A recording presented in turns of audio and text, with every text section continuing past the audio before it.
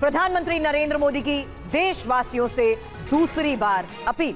Work from home को प्राथमिकता, school को कुछ दिनों के लिए ऑनलाइन करें, 1 साल तक गोल्ड खरीदने से बचें और 1 साल तक विदेश यात्रा से भी बचें, पेट्रोल और डीजल की खपत को कम करें। तो यह है प्रधानमंत्री नरेंद्र मोदी की वो अपील जहां पेट्रोल और डीजल की खपत को कम करने के साथ साथ इस बात पर भी जोर दिया गया है कि वर्क फ्रॉम होम को प्राथमिकता दी जाए, यहां तक कि स्कूल भी अब एक बार फिर ऑनलाइन हो। हालांकि 1 साल तक गोल्ड खरीदने से बचने की बात भी प्रधानमंत्री ने कही है, जबकि 1 साल तक विदेश यात्रा से भी बचने की बात कही। और क्या कहा, सुनिए। देश हित में हमको ये तय करना पड़ेगा कि साल भर तक घर में कोई भी फंक्शन हो, कोई भी कार्यक्रम हो, हम सोने के गहने नहीं खरीदेंगे, सोना नहीं खरीदेंगे। हमें तय करना होगा कि जब ये संकट का काल है और हमारी देशभक्ति हमें ललकार रही है, तो कम से कम 1 साल के लिए हमें विदेशों में जाने की बातों को टालना चाहिए। ऐसे उत्पादों का उपयोग कम करना है जो विदेश से आते हैं और ऐसे व्यक्तिगत कामों से भी बचना है जिसमें विदेशी मुद्रा खर्च होती है। जहां संभव हो पेट्रोल डीजल का उपयोग कम करें। ये जरूरी है कि सरकारी और प्राइवेट दोनों ही दफ्तरों में वर्चुअल मीटिंग्स और वर्क फ्रॉम होम को प्राथमिकता दी जाए। तो देखिए, प्रधानमंत्री नरेंद्र मोदी की तरफ से बार बार यह अपील की जा रही है। 2 दिन में 2 बार पीएम मोदी ने यह अपील की है। वर्क फ्रॉम होम को बढ़ावा देने की बात की है, स्कूलों को ऑनलाइन मोड में चलाने की बात की है, पेट्रोल डीजल की खपत कम करने की बात की है, सोना ना खरीदने की अपील की गई है। वो अहम बातें क्या हैं जो कि पीएम मोदी बार बार अपने बयानों में जिसका जिक्र करते हुए नजर आ रहे हैं, आइए आपको जल्दी से दिखाते हैं। संकट कितना गंभीर है यह समझाने की कोशिश की जा रही है। 1 साल तक सोना ना खरीदें, ऐसा क्यों कहा समझिए। विदेशी मुद्रा भंडार को बचाने के लिए यह अपील की गई है पीएम मोदी की तरफ से। भारत 99% सोना विदेशों से खरीदता है, यानी हमारे यहां खपत ज्यादा है, उपभोक्ता तो बहुत हैं सोने के, लेकिन हमें मंगवाना पड़ता है, आयात करना पड़ता है। 99% सोना ना खरीदने पर इंपोर्ट बिल घटेगा, यह इसकी बड़ी वजह नजर आती है। हालांकि ऐसा क्यों कहा, यही समझना भी बहुत जरूरी है समीर, क्योंकि जहां बात पेट्रोल और डीजल की खपत कम करने की है, वहां समझना होगा कि ईरान युद्ध से तेल के दाम 50% तक बढ़ चुके हैं। एक और बड़ा फैक्टर, जहां भारत ने पेट्रोल डीजल के दाम नहीं बढ़ाए हैं और तेल कंपनियों को हर दिन 2400 करोड़ का नुकसान भी हो रहा है, और पेट्रोल डीजल की खपत की बात इसीलिए ही कही गई है। समीर। जी हां, भारत लगभग 70% तेल आयात करता है, इसलिए प्रधानमंत्री नरेंद्र मोदी कह रहे हैं कि हो सके तो कारपूलिंग कर लीजिए, बस से जाइए, मेट्रो में सफर कीजिए, लेकिन पेट्रोल डीजल बचाइए। तीसरा, वर्क फ्रॉम होम को प्राथमिकता दें। कोरोना काल की याद दिलाते हुए पीएम मोदी ये बात कह रहे हैं। कोरोना काल में जिस तरह से वर्क फ्रॉम होम हो रहा था, ऐसा क्यों कहा गया, क्योंकि वर्क फ्रॉम होम से जाहिर है पेट्रोल डीजल की खपत घटेगी, गाड़ियां सड़कों पर कम निकलेंगी, पेट्रोल डीजल की खपत घटने से डॉलर बचेगा। ये एक अहम पहलू है जिसकी वजह से ये अपील की गई है। सालाना 38 करोड़ लीटर फ्यूल बचाया जा सकेगा अगर वर्क फ्रॉम होम पर अमल किया जाए तो पूरी तरह से। ये एक आंकड़ा निकल कर आ रहा है। 1 साल तक विदेश यात्रा करने से भी बचना चाहिए, ऐसा इसलिए कहा गया है क्योंकि लगभग 78,500 करोड़ रुपए की बचत इसके जरिए हो सकती है। विदेश की बजाय भारत में पर्यटन से स्थानीय रोजगार को भी फायदा होगा, और महत्वपूर्ण कि किस तरीके से देश में खर्च हुए पैसों से भारत की इकोनॉमी मजबूत हो सकेगी। ये वो फैक्टर्स हैं जिसमें विदेश यात्रा ना करने को देखते हुए इसके मायने हैं। बिल्कुल, और रासायनिक उर्वरकों पर निर्भरता कम करें, ये एक बड़ा बयान पीएम मोदी का आया है। ये क्यों कहा गया, फर्टिलाइजर की कम खपत से इंपोर्ट बिल कम होगा, किसानों को मिलने वाली सब्सिडी का खर्च भी कम होगा, सरकार पर जो खर्च है उसमें भी कमी आएगी। ये बयान इस वजह से दिया गया और ऐसे ग्लोबल संकट के दौर में हमें इस पर अमल करने की जरूरत है, किसानों को इस पर अमल करने की जरूरत है, ये साफ तौर पर कहा गया है। हालांकि खाने के तेल के कम इस्तेमाल की बात इसलिए कही गई क्योंकि फूड ऑयल का 60 से 65% हिस्सा विदेशों से आता है। अब इस फैक्टर को अगर आप समझेंगे तो कम खपत से भारत को कम डॉलर बाहर भेजने पड़ेंगे और भारत के फॉरेन रिजर्व में भी डॉलर बना रहेगा। जी हां, विदेशी ब्रांड की जगह स्वदेशी अपनाएं, स्वदेशी पर जोर की बात दोहराई गई है पीएम मोदी की तरफ से, क्योंकि जाहिर है अगर ऐसा होता है तो भारत का पैसा देश में ही रहेगा, जिसकी मौजूदा दौर में ज्यादा जरूरत है। देश के रोजगार को इससे बढ़ावा मिलेगा। मेड इन इंडिया पर वो जोर दे रहे हैं। भारत की इकॉनमी, भारत की अर्थव्यवस्था इससे मजबूत होगी अगर विदेशी ब्रांड की जगह स्वदेशी को अपनाया जाए। तो ये प्रधानमंत्री नरेंद्र मोदी कहते नजर आ रहे हैं। हमारे साथ दो खास मेहमान इस वक्त हमें ज्वाइन कर रहे हैं। मेजर जनरल ब्रजेश कुमार हमारे साथ मौजूद हैं और डॉक्टर संदीप त्रिपाठी, विदेश मामलों के जानकार, हमारे साथ मौजूद हैं। डॉक्टर त्रिपाठी, पहला सवाल आपसे, क्योंकि इस वक्त जिस तरह की जियोपॉलिटिकल सिचुएशन है, जिस तरह के तनाव साफ तौर पर अलग अलग रीजन्स में दुनिया के देखे जा रहे हैं, उसके मद्देनजर प्रधानमंत्री नरेंद्र मोदी की यह अपील कितनी अहम है ये तो बताइए ही, लेकिन साथ ही साथ जो बड़ा सवाल इस वक्त बहुत सारे लोगों के जहन में है, कितनी व्यवहारिक है, कितनी प्रैक्टिकल है, इस पर अमल किया भी जा सकता है या नहीं? समीर जी, कल आदरणीय प्रधानमंत्री जी का जो एड्रेस था नेशन के लिए, ये एक अपने आप में एक स्ट्रेटजिक शिफ्ट है। हमें समझना पड़ेगा कि दुनिया इतनी ज़्यादा इंटरडिपेंडेंस मॉडल पर आ चुकी है कि एक दुनिया जब स्टेट ऑफ हार्मुज पर जब पूरी दुनिया चौक कर रही है एनर्जी को लेकर के, उस समय इस तरीके के एड्रेस देना एक स्वाभाविक है। इसमें मुझे कोई अप्रत्याशित नज़र नहीं आ रहे। और जितने 7 पॉइंट है सबके अपने अपने एक सिग्नल है, अपने अपने स्ट्रेटजिक सिग्निफिकेंस है। तो ये कहना कि जैसे पहला एग्जाम्पल आपको बताएं कि उन्होंने कहा कि नेचुरल फार्मिंग हमें करनी होगी, फर्टिलाइजर से बचना होगा। तो ये तो दुनिया, ये हम 3rd largest energy consumer country है और किसी भी देश के लिए ऐसे बोलना, ऐसे आह्वान करना ये तर्कसंगत लगता है। कई ऐसे पॉइंट है जहां पर जो दुनिया में जो बदलाव हो रहे हैं वो उसके सिग्नल है। और दूसरी बात है, कई ऐसे पॉइंट है जो हमें प्रैक्टिस पर आना, जैसे वर्क फ्रॉम होम है, वर्चुअल मीटिंग है, तो ये एक वे ऑफ लाइफ में आना पड़ेगा। मुझे लगता है कि ये भी एक शिफ्ट है लाइफ को लेकर के। अब भारतीयों को, हम लोगों को इस पर सोचना होगा। तीसरे पॉइंट जो है कि पब्लिक ट्रांसपोर्ट को लेकर के आप समझिए कि ये 3rd लार्जेस्ट जो दुनिया का कंज्यूमर कंट्री है एनर्जी को लेकर के, तो यहाँ भी हमें अपने हैबिट में लाना पड़ेगा। जिस प्रकार से भारत में हर घर में 5 गाड़ियाँ, इंफ्रास्ट्रक्चर, तो मुझे लगता है कि ये भी एक तरह से शिफ्ट है। तो एक लाइफ स्टाइल से लेकर के, स्वदेशी से लेकर के, मेक इन इंडिया से लेकर के, दुनिया के एनर्जी क्राइसिस को लेकर के सारे मुझे लगते हैं संकेत इन 7 पॉइंट पर छिपे हुए। लेकिन तो मुझे संकेतों ने क्या चिंता बढ़ा दी है आम व्यक्ति के मन में, ये देखते हुए कि ऐसे समय में ये अपील की जा रही है क्या वाकई पश्चिम एशिया के, वेस्ट एशिया के इस संकट का भारत पर बड़ा असर हो सकता है? सवाल इसको लेकर भी डिफेंस एक्सपर्ट से करेंगे। उससे पहले एक और बड़ी खबर है, जहां सप्लाई चेन पर असर से ही ब्रेंट क्रूड के दाम बढ़ चुके हैं और अंतरराष्ट्रीय बाजार में भाव $105 प्रति बैरल पहुंच गए हैं। एक दिन में कीमतों में 0.96% की बढ़त को लेकर ही खबर है। तो मौजूदा स्थिति और जो स्थिति इस वक्त बनी हुई है उसके असर को देखते हुए ही पीएम की ये अपील। लेकिन सवाल समीर यही है कि क्या इस जन अपील का कोई असर पड़ेगा? और चिंता लोगों की इस बात की है कि अगर प्रधानमंत्री ये अपील कर रहे हैं तो क्या वाकई संकट और ज्यादा गहरा हो सकता है?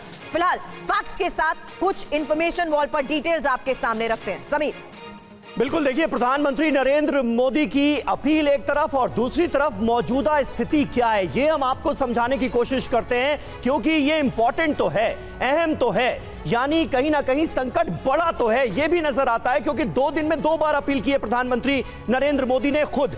अपील का मतलब समझिए, 1 साल सोना ना खरीदे, ये प्रधानमंत्री नरेंद्र मोदी कह रहे हैं। मौजूदा स्थिति क्या है? आयात पर, सोने के आयात पर जो सालाना खर्च होता है वो 6 लाख करोड़ का है। 2025-26 में खर्च 6.40 लाख करोड़ रहा। आप अंदाजा लगाइए, ये आयात पर जो खर्च हुआ वो हम आपके सामने रख रहे हैं, क्योंकि हमें 99% जो खपत होती है उपभोक्ताओं के लिए, भारतीय उपभोक्ताओं के लिए, वो आयात करना पड़ता है। अपील से विदेशी मुद्रा बचाने की कोशिश की जा रही है और प्रधानमंत्री नरेंद्र मोदी की ये अपील जो है इसकी एक बड़ी वजह ये नजर आती है। इस युद्ध के हालात में पेट्रोल, डीजल और तेल को लेकर तो आम लोगों की समझ थी, लेकिन जिस लिहाज से पेट्रोल और डीजल को बचाने की इस वक्त अपील की जा रही है वो है स्ट्रेट ऑफ हार्मुज सबसे बड़ा रीजन, क्योंकि क्योंकि इसके बंद होने से ही क्रूड 50% महंगा हो चुका है और भारत जहां 85 से 90% तक बाहर से आयात करता है, तो जाहिर सी बात है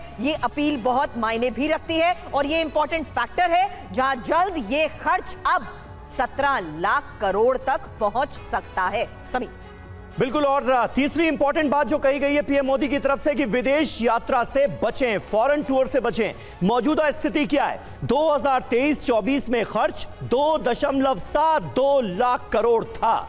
ये इंपॉर्टेंट बात, 2025-26 में खर्च 3.65 लाख करोड़ हो गया बढ़कर। यानी आप देखिए कि लगातार ये जो खर्च है ये बढ़ रहा है। विदेश यात्रा से बचने की अपील प्रधानमंत्री नरेंद्र मोदी इस वजह से करते नजर आ रहे हैं ताकि देश का पैसा देश में ही रहे। हालांकि ये करेक्शन होगा, फर्टिलाइजर का इस्तेमाल कम करें, ये एक छोटा सा एरर है इसमें। लेकिन इस बीच बता दें कि इस साल 1.50 लाख करोड़ का आयात हुआ है और फर्टिलाइजर का इस्तेमाल कम करने की बात इसलिए क्योंकि फर्टिलाइजर कतर से आयात होता है। और एक और बड़ी बात, मौजूदा स्थिति इस लिहाज से समझिए जहां ईरान युद्ध के बाद आयात पर भी संकट आया है।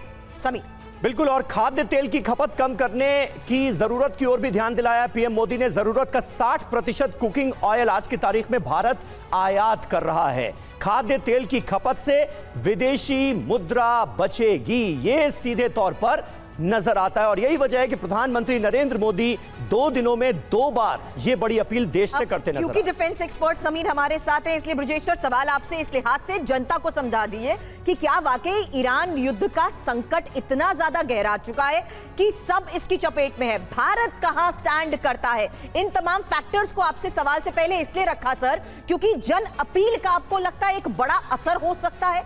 क्या यहां भारत ग्रोथ की बजाय स्टेबिलिटी पर ज्यादा फोकस करने की कोशिश कर रहा है? सुरभि, ये जो ईरान और यूएस का वॉर चल रहा है ये वाकई दुनिया का एक बहुत बड़ा संकट है। शायद पिछले 2.5 महीने के अंदर हम लोगों को इसका अंदाजा उतना नहीं हो पाया है क्योंकि यहाँ पे तेल की कीमतें या बाकी चीजें सामान्य जिंदगी चल रही थी और इलेक्शन का बहुत तगड़ा दौर चल रहा था। इस कैकोफोनी के बीच में शायद लोगों को उतना खबर नहीं रहा होगा कि ये दुनिया का एक सबसे बड़ा संकट है जिसमें बड़े देश, छोटे देश, समृद्ध देश, गरीब देश सभी शामिल हो गए हैं। अमेरिका जिसके पास सबसे ज़्यादा तेल है उसके यहाँ पर अगर तेल की कीमत 150% बढ़ जाती है, सोचने की बात है। और हमारे जैसे या चीन के जैसे या साउथ कोरिया के जैसे या जापान के जैसे जो लोग 80%, 70 से 80% निर्भर हैं, उनके लिए ये प्रॉब्लम और बढ़ जाती है। हालांकि दुनिया ने इसके ऊपर में काफ़ी काम किया है, चाहे रिन्यूएबल एनर्जी सोर्सेज हो या दूसरी चीज़ें, दूसरी तरह की चीज़ें हो, इनोवेशन हो वगैरह, मगर हमारे देश के लिए ये संकट की बात है। और मेरे ख्याल से प्रधानमंत्री ने ये खाली शेयर किया है देशवासियों से कि इस समय संकट की घड़ी में हम सब लोगों को तैयार होना चाहिए अपना योगदान देने के लिए। मैं उस तरह से देखता हूँ। वैसे भी देखते हैं तो हमारा जो फॉरेन एक्सचेंज का जो बिल है 775 बिलियन डॉलर्स रहता है और उसके अंदर देखेंगे 31% 4 सामग्री में आता है। पहला ईंधन और तेल, पेट्रोलियम और गैस, दूसरा सोना 72 बिलियन डॉलर, तीसरा तिलहन 20 बिलियन डॉलर और चौथा फर्टिलाइजर 19.8 बिलियन डॉलर। तो आप कहेंगे कि प्राइम मिनिस्टर इन्हीं चारों के विषय में बताया है कैसे हम बिजली बचाएं, पेट्रोलियम को बचाएं या फिर अपना कैसे बजट लगाएं। यही है कि अपील तो की गई है लेकिन ये होगा कैसे? मनीष झा हमारे साथ, हमारे सहयोगी इस वक्त मौजूद हैं। मनीष, प्रधानमंत्री नरेंद्र मोदी देश के सबसे बड़े नेता हैं, नरेंद्र मोदी देश के प्रधानमंत्री हैं, वो जब अपील करते हैं तो उसका बड़े पैमाने पर असर होता है, ये बात हम सब जानते हैं। लेकिन अब जो अपील की जा रही है पश्चिम एशिया के संकट के मद्देनजर वो अमल में आएगी कैसे? पीएम कहते हैं वर्क फ्रॉम होम आप कीजिए, प्राइवेट हो या फिर सरकारी दफ्तर, वहां पर वर्क फ्रॉम होम को शुरू किया जाए, लोग अपनी गाड़ियां कम से कम निकालें, कार पुलिंग करें। कोई योजना, कोई प्लानिंग है क्या सरकार के पास? क्योंकि अभी तक इससे जुड़े कोई फैसले सरकार ने तो नहीं लिए, फिर यह होगा कैसे? देखिए, हालांकि सरकार ने अभी जीओएम की मीटिंग कल बुलाई थी और उसके बाद कुछ डायरेक्टिव दिए थे, लेकिन मेरा मानना है कि अगर ये मसला घरेलू होता तो ये आम जनता और सरकार के बीच आपसी सामंजस्य से इसका निदान निकाला जा सकता था। लेकिन ये मसला घरेलू नहीं है।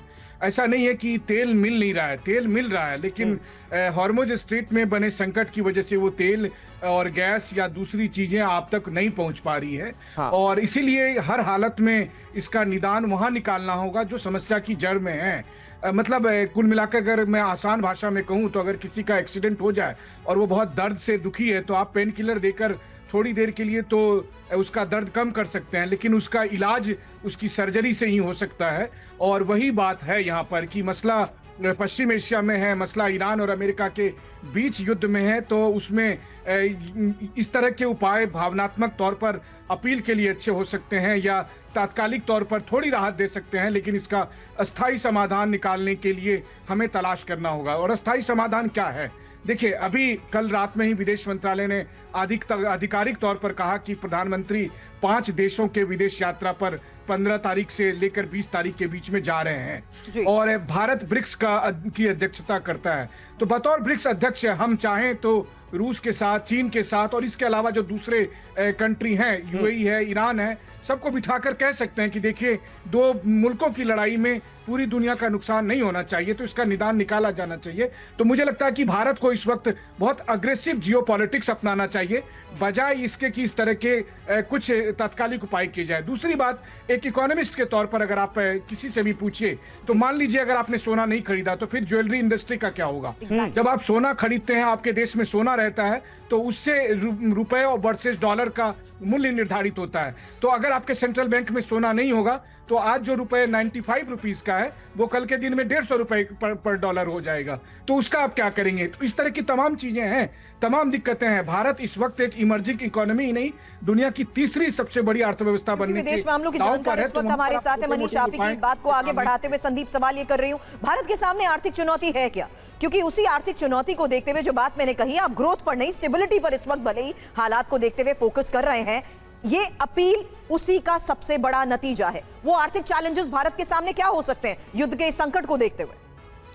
देखिए, मेरा मानना ये, मैं अभी यही बात भी कह रहा था कि जो 7 पॉइंट्स है, कुछ पॉइंट तो ऐसे हैं जो हमें करना ही पड़ेगा। और ये बार बार जो सिग्नल, जैसे मैं एग्जांपल दिया अभी फर्टिलाइजर्स का, तो ये बार बार हम कहते आए हैं कि हमें ग्रीन एनर्जी की तरफ जाना होगा। तो मुझे लगता है ये ऑन प्रैक्टिस की बात भी है। और जो क्राइसिस जहां पर हमारे 80% 70% डिपेंडेंसी एनर्जी को लेकर के, वहां पर आदरणीय प्रधानमंत्री जी का आह्वान करना कि हमें नेचुरल फार्मिंग पर जाना होगा, तो ये बहुत ही सोची समझी रणनीति का हिस्सा है और ये होना भी चाहिए। ये इसके पीछे पॉलिसी भी वर्क कर रही है। और हम सभी, आप पिछले 2 महीने से इस बात की बार बार चर्चा करते आए हैं कि ये जो ईरान संकट है, ये ईरान का संकट नहीं है। और इवन 4 साल से आप ही के चैनल में रशिया यूक्रेन की जब चर्चा कर रहे थे तो ये कह रहे थे ये यूक्रेन का युद्ध नहीं है।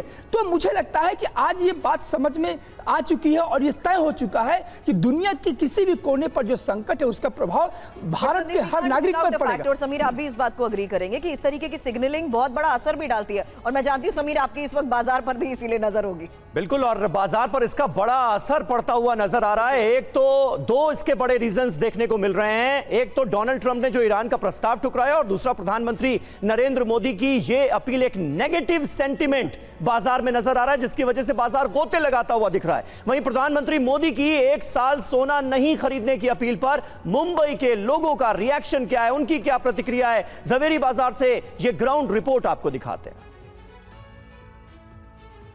यहाँ पे शादियों में मौके पे बेटी को स्त्री धन दिया जाता है, स्त्री धन के रूप में कुछ न कुछ दिया ही जाता है। तो ये उनका कहना असंभव है। आज हिंदुस्तान में 3 करोड़ तक कारीगर बसे हुए हैं, उनकी रोजी रोटी कहाँ जाएगी? हर नुक्कड़ गली पे इम्पोर्ट गोल्ड का लाइसेंस हटने की वजह से हर गली और नुक्कड़ पे सोने चांदी की दुकानें होगी, उनकी रोजी रोटी क्या होगा? घर में शादी फंक्शन कुछ भी हो तो सोना लेना ज़रूरी पड़ता है। सरकार ने बोला है कि एक साल तक सोना नहीं खरीदना है, पर घर में कुछ भी फंक्शन हो, लेडीज़ के लिए सोना बहुत इम्पोर्टेंट रहता है। उनकी लोग बात सुनते हैं, उनकी लोग बात मानते हैं, वो जो कहते हैं उनके सर आंखों पे लेके चलते हैं। तो एक चीज़ जो इन्होंने बोला, इसमें इफेक्ट तो 100% पड़ेगा, पर जिधर जो चीज़ों को जिनको ज़रूरत है वो एक बार लेने आ जाएंगे।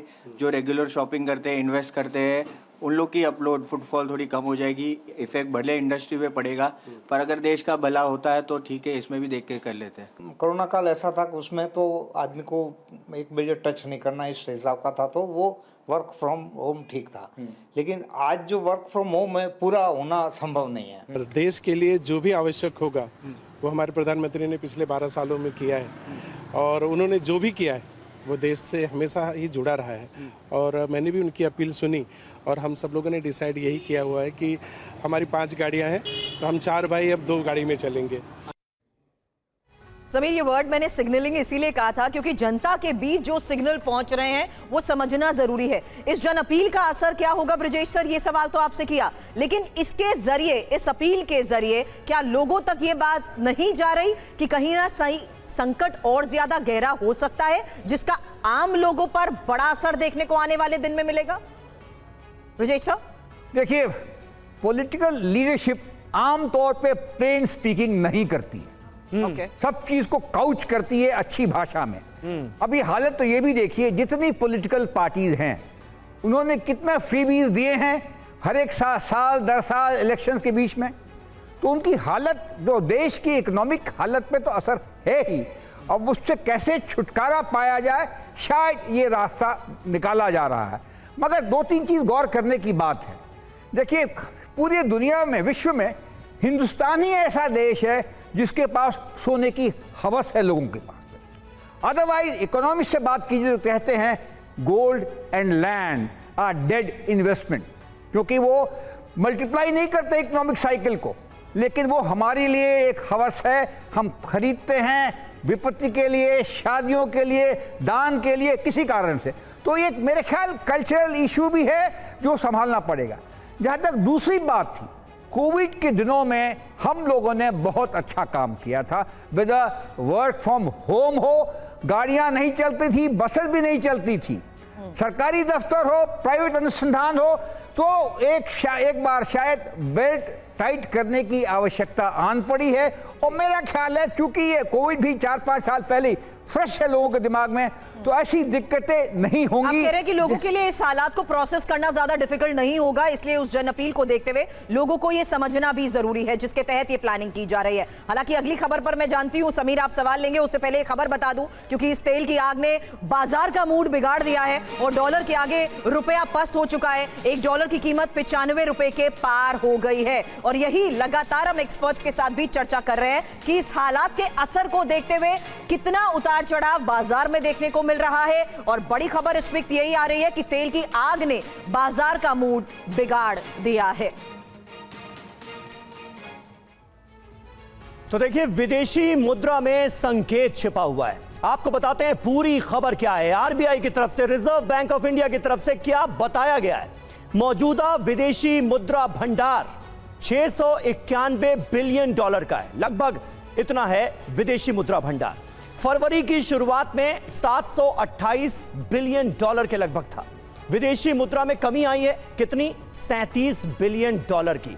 और ये कमी जो है, इसमें और इजाफा ना हो, इसकी पूरी कोशिशें सरकार की तरफ से की जा रही हैं। मनीष झा हमारे साथ मौजूद हैं। मनीष, लेकिन सरकार एक तरह का पैनिक बटन भी दबाती हुई नजर आ रही है क्या, कि आने वाले वक्त में कुछ बड़े और कड़े फैसले लिए जा सकते हैं, या फिर जनता पर बोझ जो है वो ज्यादा डाला जा सकता है, इसकी नौबत आ गई है क्या, या फिर अभी ऐसा नहीं है? उस हालात से हम बचें, इसके लिए ये अपील की गई है और ये कोशिशें की जा रही हैं। देखिए, आम लोगों के मन में ये सवाल है कि चुनाव के दरमियान तो सरकार की तरफ से यही बयान दिए जा रहे थे कि सब कुछ ठीक है, तो फिर अचानक एक हफ्ते में क्या गड़बड़ी हो गई, या फिर उस वक्त हम एडमिट नहीं कर रहे थे और अचानक हमने कहा कि अब तो पानी सर के ऊपर से जा चुका है, तो आप सब भी अपना अपना इंतजाम कर लीजिए। तो अगर हम सबको ही इंतजाम करना है, पब्लिक को इंतजाम करना है, तो पब्लिक फिर ये बात पूरी जानकारी के साथ सोचेगी कि असल में समस्या कितनी बड़ी है। क्या ये समस्या ईरान संकट की वजह से है, या समस्या घरेलू अर्थव्यवस्था में जो तमाम तरह के डिसीजंस लिए गए हैं उसका इम्पैक्ट है? ये जब तक जानकारी नहीं होगी उसका निदान करना मुश्किल है। रुपए के तुलना में 95 का जो डॉलर का जो वैल्यू आया है, अगर आप उससे देखें तो वो लगातार बढ़ते क्रम में जो है सो कई महीनों से चल रहा है। यानी कि ईरान युद्ध से पहले भी स्थिति यही थी। तो अगर उसकी वजह से ये हालत है तो आप क्या कहेंगे? रही बात सोने की, आप देखिए जब सोना आपके पास होता है तो उससे विदेशी मुद्रा भंडार में मजबूती आती है, तो सोना नहीं रहने से उसका असर पड़ेगा। वहीं दूसरी तरफ फर्टिलाइजर की मैं बात करता हूं कि कहा गया कि आप फर्टिलाइजर का कम इस्तेमाल करिए, सही बात है, ऑर्गेनिक खेती करिए, लेकिन इससे क्या होगा कि भारत जैसे देश जहां पर की 1.5 अरब की आबादी है, वहां पर अगले साल जो फसल होगी वो फसल कम होगी, तो अगले साल फिर आप अकाल के लिए तैयार रहिए, अगले साल गंभीर खाद्यान्न संकट के लिए भी तैयार रहिए। देखिए ये मामला इतना आसान नहीं है जितना आसान ये दिखता है, और अगर ऐसी बात है तो वैसी स्थिति में हमें इसका उपाय इस तरह से देखना होगा जहां पर सरकार जनता के सामने पूरी स्थिति बताए। आप कह रहे हैं कि लॉन्ग टर्म सुरक्षा को देखते हुए ये शॉर्ट टर्म दर्द की जो कोशिश हो रही है इसका असर जरूर नजर आएगा, लेकिन उस बड़े स्तर पर नहीं। हालांकि सोने चांदी के दाम में भारी उठापटक जारी है, और जिस सोने का लगातार एक्सपर्ट के साथ साथ मनीष आप जिक्र कर रहे हैं, उसी पर इस वक्त की एक बड़ी खबर भी दे दूं। सोने के दाम 1,53,935 रुपए हो चुके हैं, चांदी 2,91,070 रुपए प्रति किलो तक पहुंच चुकी है। तो सोने चांदी के दाम को लेकर ही ये लेटेस्ट इंफॉर्मेशन अब आपके सामने, जहां ये साफ है कि किस तरीके से अब बड़े फैसले लिए जा रहे हैं, और अब फिलहाल सोने चांदी की कीमत जो इस वक्त है उसी को लेकर इस वक्त ये एक और बड़ी खबर। तो आपको हमने सुनवाया सीटीआई चेयरमैन क्या कह रहे हैं, और वो जो कह रहे हैं उसे आप ऐसे समझिए कि लोग सोना क्यों खरीदते हैं, ये समझिए। पहली वजह, शादियों में देने के लिए सोना जो है वो हमारे देश में बहुत खरीदा जाता है। दूसरी वजह, आर्थिक सुरक्षा के तौर पर सोने को खरीदा जाता है, सोने का इस्तेमाल किया जाता है। तीसरी वजह, बैंक की योजनाओं से कहीं ज्यादा रिटर्न सोने में मिल रहा है, और बीते कई सालों का पुराना रिकॉर्ड अगर आप उठाकर देखें तो अगर किसी ने मार्केट में इन्वेस्ट किया है तो उससे कहीं ज्यादा रिटर्न उसको सोने में इन्वेस्ट करके हासिल हुआ है। तो लोगों के सोना खरीदने की कई वजह हैं, सिर्फ ऐसा नहीं है कि ज्वेलरी पहनने के लिए या शादियों में इस्तेमाल के लिए ही लोग सोना खरीदते हैं, बल्कि आज की तारीख में ये इन्वेस्टमेंट का भी एक बड़ा जरिया बन चुका है। भारत 99% सोना विदेश से खरीदता है समीर, ये एक बहुत बड़ी बात है। इस बीच पीएम मोदी की 1 साल तक सोना ना खरीदने की अपील पर दिल्ली के लोग क्या सोच रहे हैं, चांदनी चौक से ये रिपोर्ट देखिए। बहुत बड़ा संकट है देश के ऊपर, युद्ध का असर हमारे देश पे भी पड़ रहा है, क्योंकि हमारी जो फॉरेन करेंसी है, जो फॉरेक्स रिजर्व है हमारा, वो तेल पे ज़्यादा खर्च हो रहा है, गैस पे ज़्यादा खर्च हो रहा है। तो इधर सोना है, प्रधानमंत्री जी का सोचना है कि सोना हम अगर 1 साल रुक जाएंगे तो कोई बहुत बड़ी बात नहीं होगी, तो यही सोच के उन्होंने अपील की है। ऐसा नहीं है कि इसका सोल्यूशन नहीं निकाला जा सकता, और इंडिया में इटसेल्फ इतना गोल्ड है जो रिसाइकिल करके भी बहुत ज़्यादा इस इम्पैक्ट को कम किया जा सकता है। जो करंट अकाउंट डेफिसिट की प्रॉब्लम है उसको दूर किया जा सकता है। दिक्कत जो है हिंदुस्तान में इस समय, वो वर्ल्ड वाइड जो सिनेरियो है उसके रिगार्डिंग देश में भी प्रभाव आ ही रहा है। तो आर्थिक संकट से निकलना है, जैसे कहा कि आर्थिक संकट की स्थिति आ रही है देश में। जी, मोदी जी की अपील से फ़र्क तो पड़ेगा, पर इसमें जो पिछले 1-2 साल से high HNIs group as a investor भी गोल्ड में घुस गया था, तो ज्वेलरी सेक्टर पे तो पहले से 1-1.5 साल से इसका इम्पैक्ट आ गया। जैसे जैसे गोल्ड एप्रिसिएशन हुआ है प्राइस, तो ज्वेलरी सेक्टर वैसे ही डिक्लाइनिंग पे चल रहा है। देखिए, मोदी जी ने जो विदेशी मुद्रा बचाने की बात की है वो सही है, लेकिन हमारी इंडस्ट्री इससे बिल्कुल ख़राब हो जाएगी, स्पॉइल्ड हो जाएगी। जो कारीगर दस्तकार अपने हाथों से बनाने वाले हैं उनको काम नहीं मिलेगा, रोज़गार नहीं मिलेगा, वो भाग जाएगा, और बाजार में क्राइम बढ़ जाएगा, बेरोजगारी बढ़ेगी तो क्राइम बढ़ेगा। तो आम जनता की राय भी इस वक्त आपके सामने है, इसीलिए संदीप आपसे ये सवाल कर रही हूँ, ये बचत बनाम खपत का जो द्वंद है, ये जो असमंजस लोगों की बातों में साफ नजर आ रहा है, लोगों को तो यही लग रहा है कि अभी से हमें ये कड़वी दवा क्यों दी जा रही है।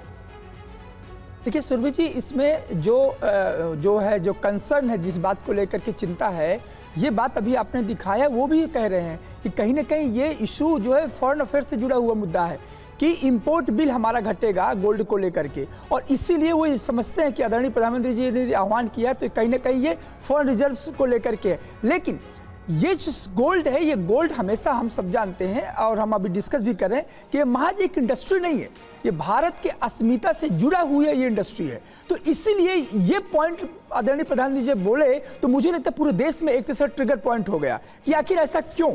वो इसीलिए क्योंकि ये आपकी पहचान होती है, आपकी अस्मिता होती है और आपकी इकोनॉमिक सिक्योरिटी भी होती है। तो उसी समय एक सब्स्टिट्यूशन भी देना होगा कि क्या इस इंडस्ट्री का इम्पैक्ट क्या पड़ेगा यदि ऐसा होता है। जैसे भी अभी आपने जिक्र कर रहे थे कि अचानक पूरे देश में एक चर्चा हो गई कि आखिर जो लोग इस इंडस्ट्री से जुड़े हुए हैं उनका क्या होगा। तो मुझे लगता है कि इस पर एक इम्पैक्ट पड़ रहा है और वो इसलिए भी ज्यादा क्योंकि ये आपकी इकोनॉमिक सिक्योरिटी, स्टेबिलिटी और आपकी अस्मिता सारे मुद्दे से जुड़ा हुआ। अदर जो 6 पॉइंट है उससे जनता को कोई इतना दिक्कत नहीं है क्योंकि वो सारे पॉइंट कहीं ना कहीं एक सस्टेनेबल डेवलपमेंट हो गया, सेल्फ रिलायंस को लेकर के हो गया, ये लॉन्ग टर्म से चली आ रही बातें हो गई। लेकिन ये इतना ही अभी आप दिखा रहे थे, व्यापारी भी समझते हैं कि यदि ये मुद्दा फॉरेन रिजर्व्स का है, यदि मुद्दा इंपोर्ट बिल का है तो फॉर द टाइम बीइंग क्या इसको देश सहने के लिए तैयार है। मुझे लगता है 1 साल का जो उन्होंने सीमा रखा है तो हो सकता है कि इस तरीके के सिचुएशन पर जब दुनिया में क्राइसिस हो, जब उस क्राइसिस का अनअवॉइडेबल सिचुएशन हम देख रहे हैं, कोई इसका रिजॉल्व नहीं हो रहा है, कोई इसका आंसर नहीं मिल रहा है, उस समय यदि हम ये बात करें कि हमारे फॉरेन रिजर्व्स को मेंटेन करने के लिए यदि डिसीजन आदरणीय प्रधानमंत्री ने लिए, आह्वान करते हैं जनता से, तो मुझे लगता है ये दोनों तरह का बैलेंस आपने भी दिखाया। एक तरफ चिंता भी है, दूसरी तरफ आर्थिक सुरक्षा की बात भी है। ठीक है, मनीष झा हमारे साथ मौजूद है। मनीष झा, अपोजिशन भी, विपक्ष भी, देखिए मनीष से हमारा संपर्क लगता है टूट गया है, लेकिन ब्रजेश जी यहां पर बड़ा सवाल यह है कि प्लानिंग क्या की गई है, क्या उसके बारे में भी आने वाले वक्त में सरकार को बताना होगा। प्लानिंग की गई है या नहीं की गई है, या सिर्फ अपील अभी की जा रही है और सरकार को यह लग रहा है कि उससे ही काम चल जाएगा, लोग जो हैं वो सोना खरीदना कम कर देंगे। और अगर ऐसा हुआ 1 साल तक कोई सोना ही नहीं खरीदेगा तो जेम्स एंड ज्वेलरी इंडस्ट्री का क्या होगा, वहां पर जो काम करने वाले लाखों करोड़ लोग हैं उनकी जॉब्स का क्या होगा। तो ये तमाम सवाल अभी लोगों के जहन में हैं, इस वजह से भी एक इस तरह की सिचुएशन क्रिएट हो रही है जिसमें असमंजस नजर आ रहा है। आप कैसे क्या कहेंगे? समीर जी, ये है तो इमरजेंसी, उसमें कोई दो राय नहीं है। हाँ, और ये इमरजेंसी थोप दी गई है किसी कारण जो कारण हमारे हाथों में नहीं है। जो हम जिक्र कर रहे थे यूएस और ईरान वॉर या हॉर्मुज को लेकर के, बात सही है। कोई भी इमरजेंसी मैकेनिज्म में उथल पुछल होता है, इमरजेंसी मेजर्स लिए जाते हैं, लोग उसके ऊपर में विश्वास अपना मत प्रकट करते हैं जो कि सरकार के सोच के अनुकूल नहीं होता। तो सरकार को तो उसके ऊपर में एक अच्छा कोई सोल्यूशन लेके आना पड़ेगा। मैं मानता हूं, मेरा मानना है कि जो एक्सपर्ट्स है इसके ऊपर विचार कर रहे हैं और शीघ्र ही इसके ऊपर में चर्चा होगी, सदन में भी चर्चा होगी और सरकार भी कुछ व्यापक कदम उठाएगी जिससे लोग यही की जानी चाहिए कि सरकार जल्द से जल्द, जनता से अपील तो की गई है लेकिन जनता के सामने सॉल्यूशन के साथ भी आएगी। बहुत बहुत शुक्रिया आप सभी का हमारे साथ इस बातचीत में जुड़ने के लिए, इस चर्चा का हिस्सा बनने के लिए। प्रधानमंत्री नरेंद्र मोदी की अपील के बाद जो सिनेरियो बना हुआ है, हमने उस पर कोशिश की कि आपके जहन में उठ रहे तमाम सवालों के जवाब दिए जा सके। और इस बीच एक सबसे बड़ी खबर का रुख कर रहे हैं, जहां शुभेंदु अधिकारी पीएम मर्डर केस की सीबीआई जांच को लेकर खबर है। सीबीआई की 7 सदस्यीय टीम केस की जांच करेगी और सीबीआई के डीआईजी रैंक के ऑफिसर केस को लीड करेंगे। अब तक 3 अभियुक्तों की गिरफ्तारी हो चुकी है। 6 मई को शुभेंदु के पीए की हत्या हुई थी। इस गिरफ्तारी के बाद कोर्ट में पेशी के बाद उन्हें रिमांड पर भेज दिया गया है। हालांकि पुलिस हर एंगल से मामले की जांच कर रही है, क्योंकि जिस तरीके से टारगेट किलिंग को अंजाम दिया गया है, आपको बता दें फिलहाल इस वक्त मामले की जांच को लेकर ही एक बड़ा अपडेट है कि अब शुभेंदु अधिकारी पीए मर्डर केस की सीबीआई जांच होगी। और जानकारी के साथ हमारे सहयोगी रविशंकर दत्ता हमें ज्वाइन कर चुके हैं। बताएं रवि। देखिए, अभी तक जो खबर मिल रही है उससे स्टेट गवर्नमेंट, पश्चिम बंगाल सरकार के जो कैबिनेट है उसके रिकमेंडेशन से सीबीआई ने ये जांच पड़ताल करने को राजी हुए हैं। इनिशियली शुभेंदु अधिकारी ने कहा था कि स्टेट पुलिस जो काम कर रहे हैं वो बहुत, जिस दिन घटना हुई थी शुभेंदु अधिकारी ने कहा था कि स्टेट पुलिस जो काम कर रही है और सीआईडी जो काम कर रहा है अच्छे तरीके से कर रहा है और सही दिशा में कर रहे हैं और उस दिशा में सक्सेस भी मिला। लेकिन स्टेट गवर्नमेंट की रिकमेंडेशन शुभेंदु अधिकारी मुख्यमंत्री बनने के बाद उन्होंने रिकमेंड किया था सीबीआई जांच के लिए और सीबीआई ने ये जांच उठाई है और एफआईआर जो है वो ट्रांसफर किया जा रहा है। इसके बाद आगे का जांच सीबीआई करेगी। शुक्रिया पूरी जानकारी के लिए रविशंकर दत्ता हमारे सहयोगी बता रहे हैं कि किस तरीके से अब सीबीआई की 7 सदस्यीय टीम केस की जांच करेगी और सीबीआई के डीआईजी रैंक के ऑफिसर केस को लीड करेंगे।